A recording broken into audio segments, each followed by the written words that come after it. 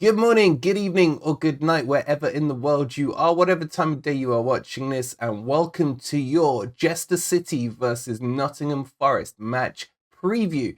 Guys, in today's video, we will be breaking down the Forest team, Forest tactics, the predicted team, what I think Cooper will go for, as well as looking at Leicester City and their team. We will talk about the so-called sack race between Cooper and Frodo Baggins, and then we will discuss the predicted scoreline that I will do at the end of the video. Guys, if you would be so kind as to hit that like button, subscribe to the channel if you are new, and turn those notifications on. And finally, go get your free Amazon Music. It's a 30-day free trial. All you have to do is click that link below. You can cancel at any time. It's completely free for you to do. If you want to hear a few banger tunes, there are over 9 million to play from. And of course, you can link them to your smart app like your Alexas and play it through there. Right, guys, let's get on with the video and let's start by talking about Nottingham Forest.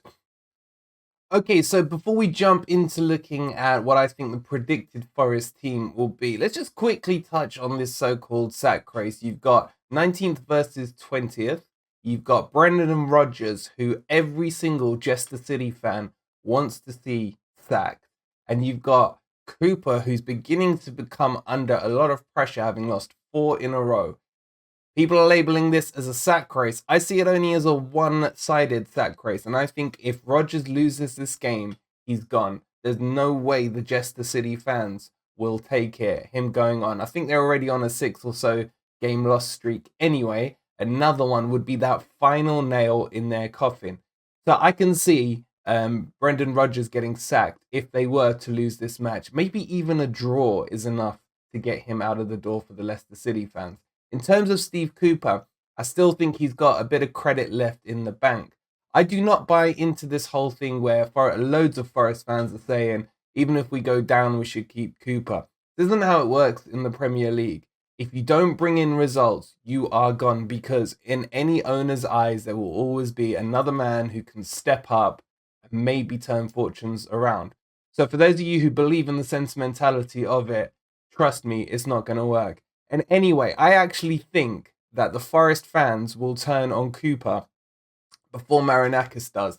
If Cooper goes and loses another 3 or so games on the bounce and we end up on a 7-game loss streak, he can't survive it. It's not possible. I was shocked to see how many Forest fans have actually turned on Cooper, and that leads me to believe that a couple more defeats and people will say thank you for what you've done, but it's time to go. And that could happen before Marinakis pulls the trigger. Trust me, football fans in general can turn very, very easily. And then if another manager were to come in and Forest were to bounce back and go on a nice game streak, suddenly we have short-term memories as well, and Steve Cooper will be forgotten, believe it or not. I know it sounds harsh. I know it sounds like I'm not backing him, but I am still backing Steve Cooper. But this is the reality of football. But in terms of this game, it's on Rodgers. If Rodgers loses, he's gone. There's no way he can survive it. The jokes is, and hence the name Leicester City, is that they want to sack Brendan Rodgers, but they can't afford to do it. Even with selling all the players they've sold, 70 million for Fofana. They've had 80 million for, what's his face, Slabhead. They've had so much money pumped into the club, but their finances at Leicester City are in dire straits, to the point where they can't actually afford to sack the manager. Otherwise, he would have been gone a week or two ago. However, one more defeat would be enough to push him over the edge, and there's no way he can survive it. So that's my thoughts on that. Let's jump in and talk about the Forest team and the predicted lineup. And this, guys, as always, is tough, but this one is tougher. Because one thing I want to address before I start, and that's my predicted team, we'll talk through it in a second, was the rumoured match during the international break where it was behind closed doors and Forest were going to switch to a back 4 and test that out. That didn't happen. It ended up being an under-23s match with none of the first team players playing at all. That tells me that Cooper's still probably going to stick to this back 3, at least for one more match, especially away from home. I can't see him turning to a 4 at the back. I just don't think it's on the cards. But if he does, I'll be very happy. The other thing I want to say is that I think his selection will say a lot about where his mentality is. Everyone knows that Leicester struggle with set pieces this season. Now, and we all know, as Forest fans, we've got very limited height. We've got Quixote, we've got Yates. That's pretty much it from an attacking perspective, as in when you go up for corners, etc. Apart from when you send the centre backs up. I think his team selection will say a lot whether or not he's searching for his first 11 or he's playing against the opposition 11, if that makes sense. So if you see a Coyote in the team or you see a Yates in the team, the thinking behind it will be that he's playing against Leicester's weaknesses. Now, I don't know where I stand on that one. I would rather, I think, see him go out with our best 11, or what in his mind is our best 11, and make sure that we're playing to our strengths rather than trying to expose the opposition's weaknesses, because I think they have many other weaknesses as well, which we will come on to. But let's start talking about this team. Right, so this team, and let me stress again, this isn't the team I would choose. This is the team I think Steve Cooper will go with if he does stick to the back three. I think Worrell will come back in because he subbed him out. Well, he dropped him for the last game, brought him back on anyway. Despite what a lot of Forest fans are saying, that Worrell played really well when he came back on, he was still exposed to his slowness. I don't want to go into too much details, but there was plenty of evidence for it against Fulham. I think Bolly will come in into the middle rather than on the right-hand side of the three. And I think McKenna's injured, so potentially that's the headache for Cooper. Does he go with Niakate, who's not 100% fit, but may be fit enough to come off a bench or something like that? I feel that McKenna is probably fit and may just start this game. If not, the alternatives aren't great because Cook may find himself back in. I would rather see Bidet come in and see Bolly dropped, Worrell put in the middle, Bidet on the right, something like that. But we will have to see with that one. That one is still up in the air. I still think the wingbacks will pick themselves, Williams and Loddy. I don't think either of them suit this back five or back three, whatever you want to call it, and they are both better in a back four. But I think that will be the two that he picks. And then in the middle, this is where it gets interesting. O'Brien has to start. Cooper has to put him in. I think there's been enough fan pressure and enough talk that O'Brien's name is probably the first on the team sheet this week. There's no way he can't start. In terms of his partner, it's going to be between Mangala, Freuler, and Yates. I think Freuler's done enough over the international break to prove and remind everyone about his pedigree and what he can show. However, I think if he does start Freuler will get overrun in the midfield because it's in a two-man midfield. It needs to be in at least a three-man midfield. But I think that's what's going to happen. I then think with Morgan Gibbs-White, he will be dropped because he's carrying a knock, and Jesse Lingard will be given the excuse to start the game. I don't think Jesse Lingard's a better player, but Jesse Lingard as a 10 and not being choked around by MG Dub may find himself with a bit more freedom. And then up front, I think Owoni has to start. Look, I've said a lot about Owoni in terms of his Bambi-like second touch, but what I've come to think about Owoni over the break is that he scores goals. Let's not beat around the bush. He needs some work on his second touch and everything like that, but he can score goals. And he needs a run in the team, and I think he will get us goals. He will frustrate us, but overall, I think he will become a success. Then the big question mark is Johnson. Now, I would like to see Johnson, as I've said a million times, wide out right in a 4-2-3-1, playing in that RW position. I think he will play wider, even in this formation, and drag himself out to the right-hand side, making it more a 3-5-2-1, so to speak, potentially, with Owoni being the target man. Again, I don't think that plays to Owoni's strength. Owoni isn't a back-to-goal kind of player. He's a person who likes to run towards the goal, get some headers, etc., take shots in and around the box. So I think that's the team. Look, does this team fill me with confidence? Absolutely not. If I'm being honest with you, absolutely not. If I was to see Yates' name on there instead of Freuler, that's going to fill me even with less confidence. I'm going to see Cook come in because McKenna's injured, then I'm really not confident. There's a lot of things and a lot of changes that can happen. What would fill me with confidence? Let's put a team up that would fill me with confidence. 1 second. All right, guys, so this is probably what I would go for. Again, it's subject to a couple of injuries. Obviously, Niakate being fit or McKenna or whoever one of them is fit. I'd want to play in there. I'd also want to give Freuler a chance to shine by having two workhorses around him in O'Brien and Mangala. Again, subject to fitness. And then I want Dennis to start. I think Dennis needs a run in the team. What's the point in paying all that money for that talent who doesn't even get more than 5 minutes a game? Is crazy to see. And then obviously Johnson has pulled out wide here.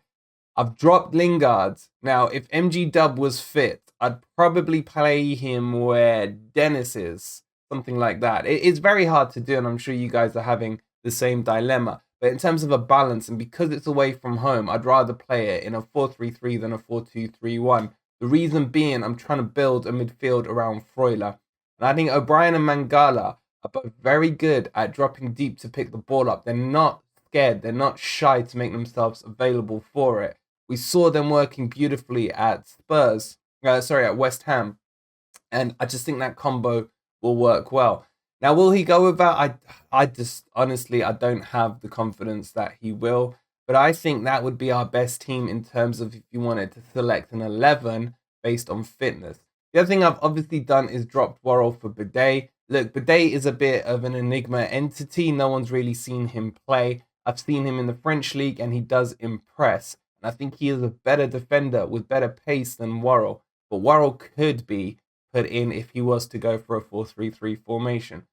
Look, it's a tough one. Let me know if you agree or disagree with this team. I think it's quite well balanced, especially to work well away from home.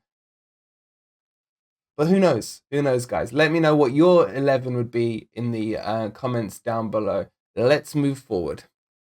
All right, so let's have a look at the Leicester team and talk about it. And there's a lot to discuss because they ain't great, guys. They ain't great. But at the same time, they actually were quite decent when I watched them against Spurs and in a couple of other matches. To be honest, I don't think the results, and this is me being complimentary, yes, mark the time, mark the place. I don't think they've been atrociously bad. They were not a 6-2 defeat kind of team on Spurs. In fact, at halftime, I actually thought they may force the issue.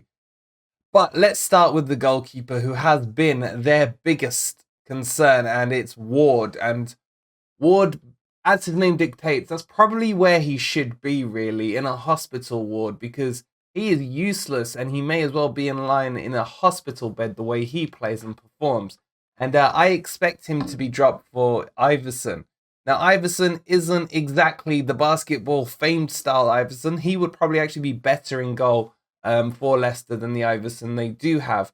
However, there's going to have to be a change. I can't see a goalkeeper playing that badly for that many games and not being dropped. Apparently, he concedes a goal every other shot. That's crazy stats. That's absolutely crazy. Now, where Leicester are okay in terms of defense is Johnny Evans, who will probably play in this position here. He's okay. He's aging, but he's okay. And they've got their new player called Fast.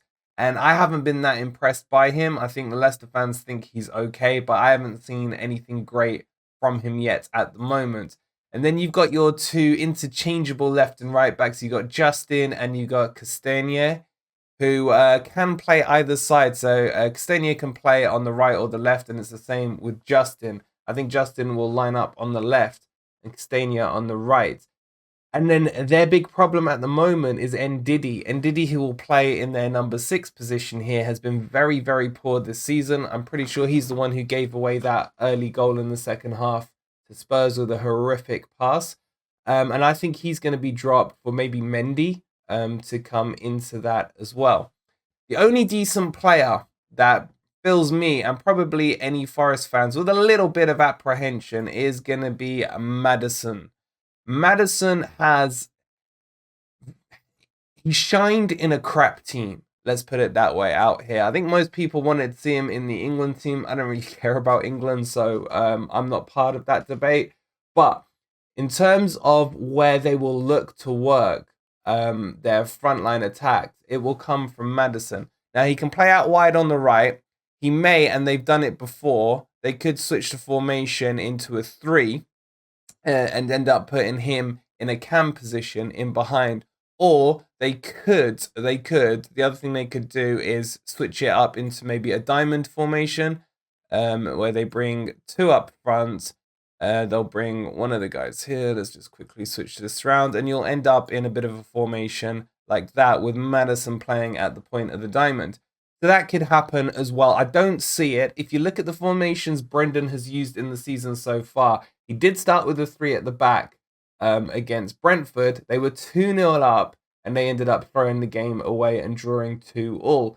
He's then switched to that 4-1-4-1 formation a lot, and he's also played a 4-4-2. So I don't think even the Leicester fans know which formation he's going to play. Now, the other thing that's definitely happening is Vardy. Vardy's being dropped, and you could probably argue that his missus, the WAG, Rebecca, or whatever her name is, probably got more prestige on a football pitch now than he does. So it'd be unlikely for me to see Vardy starting. I think if they do go in a 2 up front, it will be Daka and it will be Iniacho, which will allow them to have some pace up front. This Leicester team in general doesn't have too much pace, and that's why I think we're probably still going to find Forest in a back 3. But if they do go with a 2 up front, that could cause our back 3 problems, depending on if we do go with that formation. And the other one here is Barnes. Barnes has been quite poor so far this season, but it looks like he's one of Rodgers' favorite FC, should I say. So I don't know if Barnes will be dropped. So they've got players. And what's funny is they haven't signed anyone over the summer. They've lost players. They've lost Fofana and they've lost Kasper Schmeichel, 2 of the spine of their team. But what's funny is that a lot of people are saying about how Forest bought 22 players. They're going to take time to gel and everything. I would argue that Forest look a more gelled team than Leicester, who are literally playing the same team that they had last season, minus a couple of their better players. It's going to be interesting. I think the formation he will go for will be a 4-1-4-1. I think that will be... He seems to be hell-bent on doing that, and it will end up looking something like I had it lined up there. Now, if he does do that, and we play with our 2 in midfield, be it O'Brien and Mangala or O'Brien and Freuler, whatever the combo is going to be, potentially we could be outnumbered in that midfield. And that worries me. Excuse me, COVID. That does worry me because what could happen is we end up losing that midfield battle, getting overrun in midfield again, even if we went Mangala and O'Brien, who can pretty much control a 2-on-3 scenario. It just isn't sustainable over 90 minutes. Now, if he went for a Yates in there, in a 2, against a 3, or sometimes even a 4 if Dak is dropping in deep, that's going to be an absolute problem. So let's see what happens. But again, for me, the key is going to be the battle of the midfield. Okay, so that's how they'll tactically line up. That's how we should roughly see the game pan out. In terms of the battles, I think this is just going to be quite a messy game. I think there's going to be spells of possession for each team. And I think the real question is, will Cooper do what he did against Fulham? Which is literally what you can see on the pitch now, where he put literally 11 behind the ball once we went 1-0 up. There was never any pressing going on from the forwards here, working in unison to close the space down to help push the midfielders forward and help us win that battle. Instead, we just saw this compact shape. Now, I didn't like it. I don't like a team that doesn't press and just gives up possession, especially when we did that at home. I think we may see it again, as this is an away match. And I think Cooper would be quite happy to walk away from here with 1 point.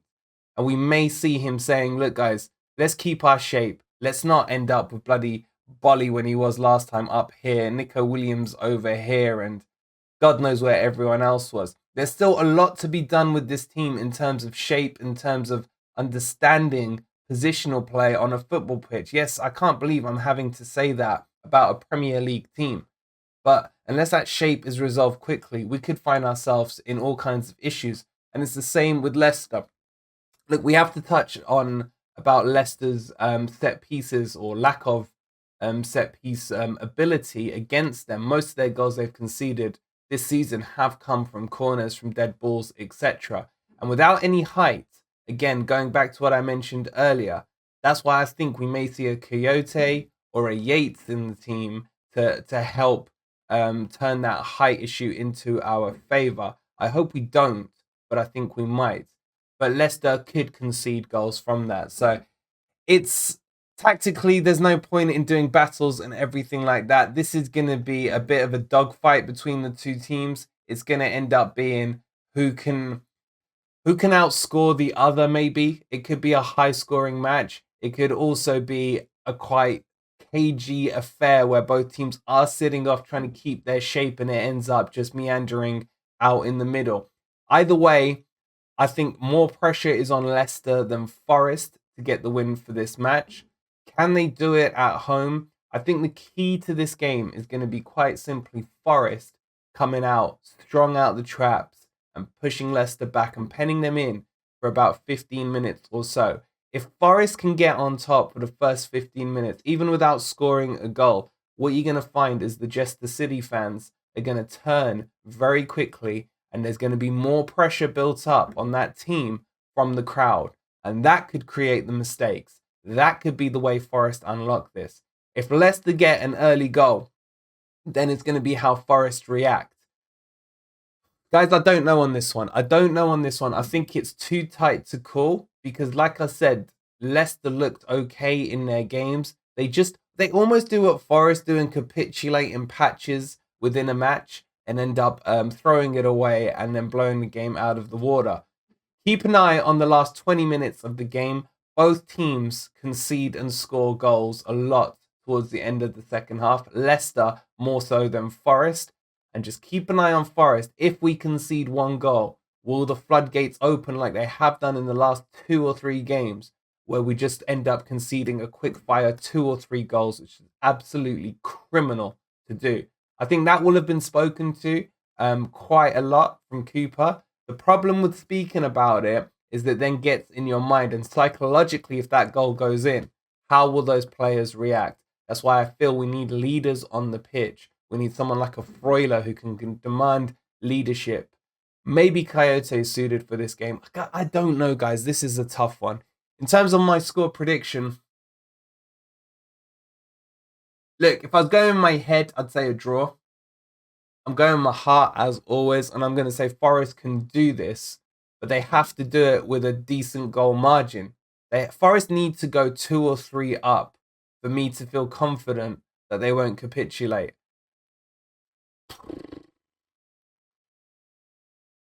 I'm saying 3-2 to Forest. I'm saying that scoreline, that dreaded 3-2 scoreline from the last 2 matches, is going to reverse and end up on our side. But let's not beat around the bush. This is going to be a tough match. There's a lot that could happen. This is football. I don't know, guys. Let me know your score predictions down below. I'm going 3-2 to Forest just because I think it would be fitting if we could get that result. So, hope you've enjoyed it. A lot's covered off, I know. Let me know what you think about everything in there. If you've got any questions or comments, please put them in the comments down below. Don't forget, if you've enjoyed it, to give the video a quick like, subscribe to the channel if you are new, and put those notifications on. We've got the watch along coming at 7:30 on Monday. As always, you won't miss a kick of the game. Thank you guys for watching. Don't forget to go check out our Amazon links as well, and we will see you in the next video. Come on, you Reds.